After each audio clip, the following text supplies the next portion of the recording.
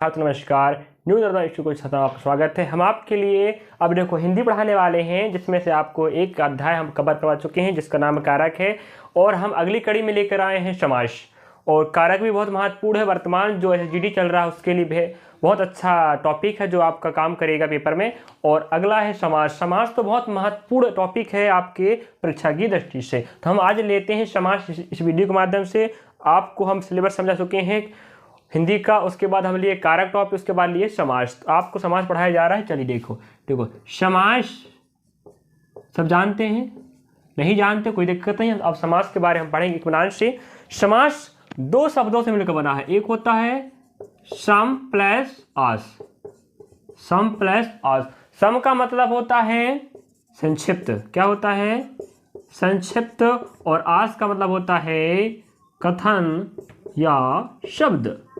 जैसे आप सीधा भाषा में कह सकते हो, समास मतलब क्या होता है? शब्दों का संक्षिप्तीकरण। क्या? शब्दों का संक्षिप्तीकरण। हम बहुत सारे शब्द दिए हैं, यह वाक्य दिया है, ये शब्द बहुत ज़्यादा शब्द हैं, उन्हें हम एक शब्द में बदलना है, जिसे बोलते हैं शब्दों का संक्षिप्तीकरण। उसी काम होता है कहाँ? समास में। सम प्लस आस। सम मतलब संक्षिप्त, आस मतलब कथन या शब्द। कथन या शब्दों का संक्षिप्तीकरण ही क्या कहलाता है?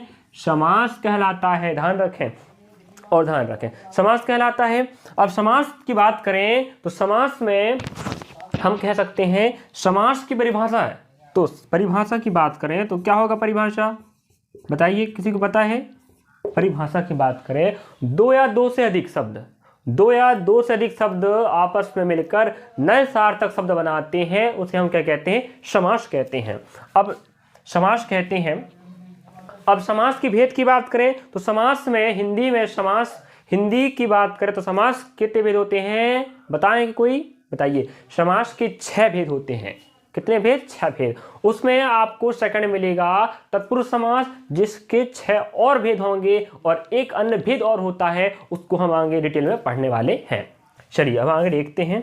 अब बात है कि देखो समास मतलब क्या होता है? शब्दों का संक्षिप्तीकरण। अब हम बात करते हैं समास। देखिए समस्त पद किसे कहते हैं?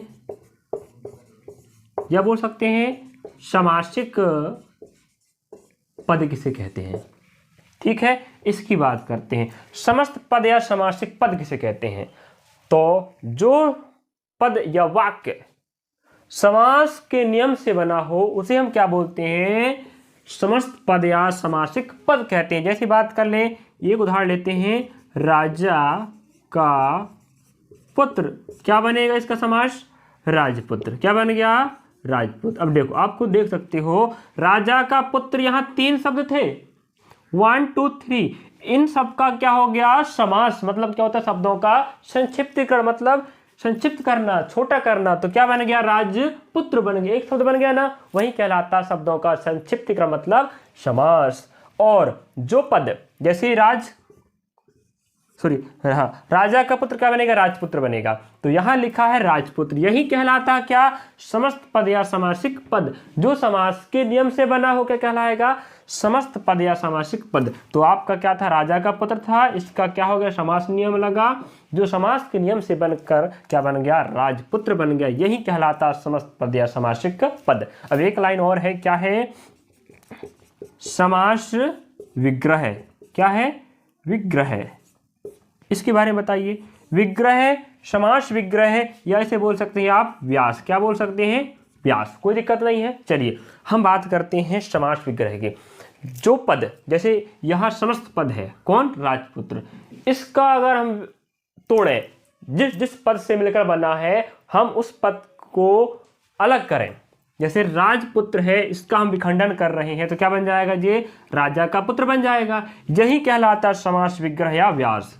समास के नियम से बना जो पद है उसका हम विग्रह करना या उसको तोड़ना क्या कहलाता है? समास विग्रह या व्यास। तो ध्यान रखें, समास विग्रह बोले या व्यास, क्या बात है? एक ही बात है। और रही बात, हम देखते हैं समास और क्या है? व्यास।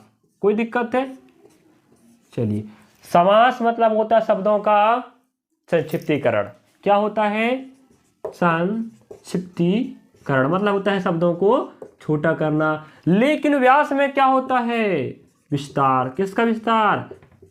शब्दों का। जैसे हम समास की बात करें, राजपुत्र समास है और राजा का पुत्र क्या है, व्यास है कि नहीं बताइए।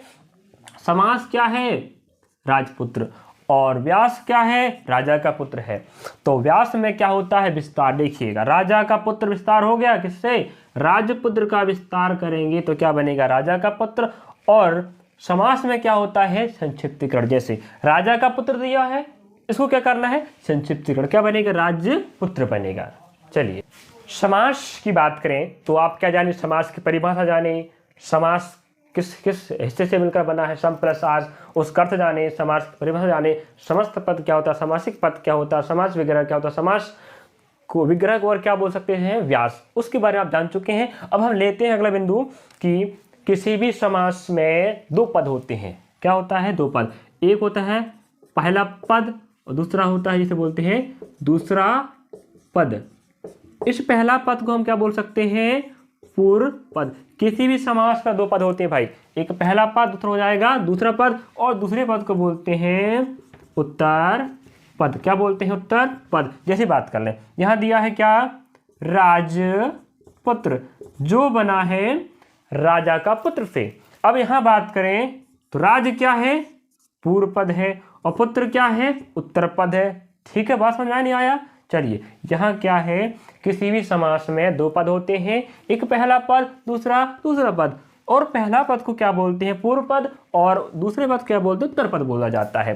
तो राजपुत्र की बात करें तो राज क्या है, पूर्व पद है, और पुत्र क्या है, उत्तर पद है। चलिए हम देखते हैं, जैसे आप पहले पढ़ चुके हो, है ना। तो हम अब आपको बताने वाले हैं समास के भेद, मतलब समास के राज, कितने राज हैं। जैसे हम अब अभी समास के भेद खोलने वाले हैं। चलिए, तो यहाँ पर हिंदी में समास के कितने भेद होते हैं, हिंदी में समास के 6 भेद होते हैं, और तत्पुरुष समास के 6 यहाँ तक है, और एक ये 7, जिसे बोलते हैं ना समास। तो हम कह सकते हैं हिंदी में 6 भेद होते हैं, और तत्पुरुष समास की बात करें तो इसके भी कितने भेद होते हैं, 6। और लेकिन एक और भेद दिया गया है जिसे बोलते हैं 7 नंबर का ना समास।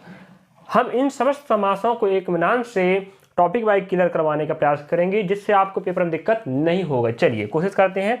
पहला समास क्या है, अव्ययीभाव समास, फिर तत्पुरुष समास। इसके कितने भेद हैं, 7 भेद हैं, देख लेते हैं। पहला कर्म, दूसरा करण, तीसरा संप्रदान, चौथा पदान, पांचवा संबोधन, छठवां अधिकरण, सातवां ना समास। अब हम बात करते हैं थर्ड नंबर की। थर्ड नंबर का समास है कर्मधारा है, 4 नंबर का द्विगु समास, और 5 नंबर का है द्वंद्व समास, 6 नंबर का है बहुब्रीहि समास। तो हमें इन समस्त समासों को अगले वीडियो में देखेंगे हम। तो आप कोशिश करना है, समास आपको याद होनी चाहिए कितने भेद होते हैं और कौन कौन से समास से आपको इत्मीनान से याद होगा, तो जिससे आपको दिक्कत नहीं जाएगा पेपर को हल करने में। चलिए हम कल देखेंगे, अगले वीडियो में देखेंगे हम कि किस समास में क्या पहचान होता है जिससे आप पहचान पाओगे, क्या क्या उदाहरण होते हैं पहचानने के लिए, हम उसको कल देखेंगे ना। चलिए अगले वीडियो में देखेंगे। चलिए तो आप यहां बात कर लेते हैं अव्ययीभाव समास में। इसमें पहला पद क्या होता है, प्रधान। क्या होता है, प्रधान। ठीक है, अव्ययीभाव में पहला पद प्रधान होता है, और तत्पुरुष कर्मधारय और द्विगु समास में उत्तर पद प्रधान होता है। कौन सा पद, उत्तर पद प्रधान होता है। और रही बात द्वंद्व की बात करें, दोनों पद प्रधान होते हैं।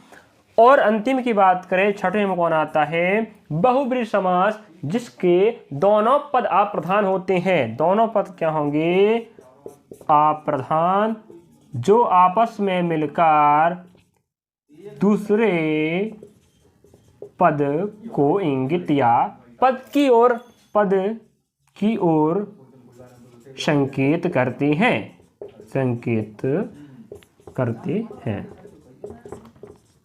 चलिए क्या बोला इसमें, बहुब्रीहि समास में दोनों पद अप्रधान होंगे जो आपस में मिलकर दूसरे पद की ओर संकेत करते हैं या किसी अन्य चीज के बारे में बताते हैं जो कुछ प्रधान रखता है।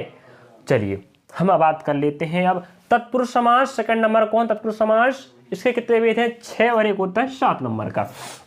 चलिए जे भेद दिखाई दे रहे हैं आपको, ये कहां से आया है, इस तत्पुरुष समास को हल करने के लिए आप क्या बनने चाहिए, कारक बनने चाहिए, जिसको हम पहले पढ़ा चुके हैं। चलिए अब हम कर्म की बात करें। आप कहोगे कर्म कर्ता कहाँ गया, चलिए तो आपको याद रखना है, आपको हिंदी में 8 कारक होते हैं, जिसमें से पहला नंबर का कर्ता और लास्ट का संबोधन तत्पुरुष समास में शामिल नहीं होते हैं। दूसरे नंबर से 7 नंबर तक जाता है क्रमांक जो आता है तत्पुरुष समास के भेद में। ठीक है, क्लियर है। चलिए तो सेकंड नंबर कौन होता है, कर्ता के बाद आता कर्म, इसलिए बोलते हैं कर्म या द्वितीय तत्पुरुष समास। ठीक है, द्वितीय तत्पुरुष समास। अब हम बात करें कर्ण आता थर्ड नंबर में कारक में, ध्यान रखें, इसलिए बोलते हैं कर्ण तत्पुरुष समास या बोल सकते हैं तृतीय तत्पुरुष समास। उसी प्रकार सब क्या है, क्रमागत है। जैसे 7 नंबर में कौन आता है कारक में, अधिकरण, इसलिए बोल सकते हैं अधिकरण तत्पुरुष समास या सप्तमी तत्पुरुष समास कह सकते हैं। और रही बात न समास, मतलब होता है नकारात्मक। जिस समास में हमें नकारात्मक सूचना प्राप्त हो या नकारात्मक बात की या शब्द लगे हों, वहां कौन समास होता है, न तत्पुरुष समास। चलिए देखते हैं अगली वीडियो में। धन्यवाद।